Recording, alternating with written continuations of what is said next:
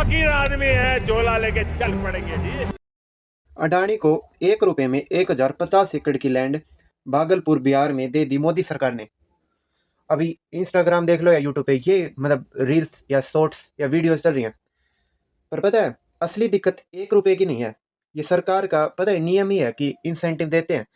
अभी जैसे बिहार में डेवलपमेंट इतना नहीं है तो वहाँ पे कोई बड़ी कंपनी आती नहीं है, इसलिए बड़ी कंपनी को लालच देते हैं ताकि वो आए। उसमें सरकार 2-3 साल का टैक्स माफ कर देती है या फिर मतलब इंसेंटिव दे देते हैं, तो उस टाइप में होता है।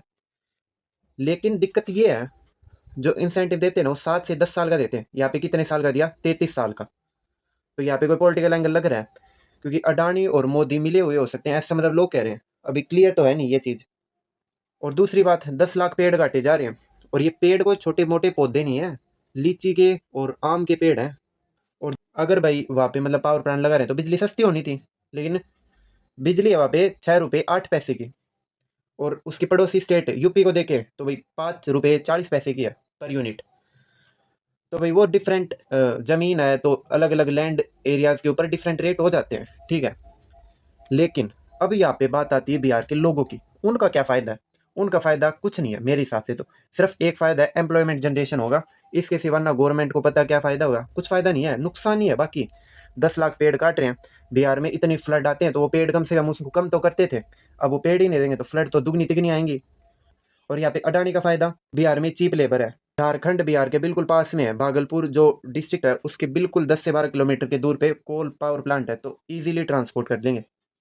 और लोकेशन इसलिए नहीं बदल रहे ताकि 10 लाख पेड़ ना काटे जाएं। लोकेशन पता है क्यों नहीं बदल रहे? क्योंकि भागलपुर के पास एक तो भाई रिवर गंगा की ट्राइब्यूटरीज जा रही हैं, तो पानी ज़रूरत होता है।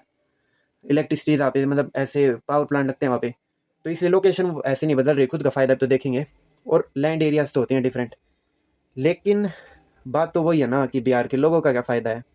बस थोड़ा बहुत एम्प्लॉयमेंट मिल जाएगा और बाकी कुछ फ़ायदा है ही नहीं। और गवर्नमेंट ने अभी अपने पैर पे कुल्हाड़ी मारी है, कुछ लोग कह रहे हैं, क्योंकि 2 महीनों में बिहार में इलेक्शन है। तो ऐसे अगर सिचुएशन होगी तो अपोजिशन को तो फ़ायदा ही है, क्योंकि वो इसको मुद्दा बना के बीजेपी की वोट काटेंगे।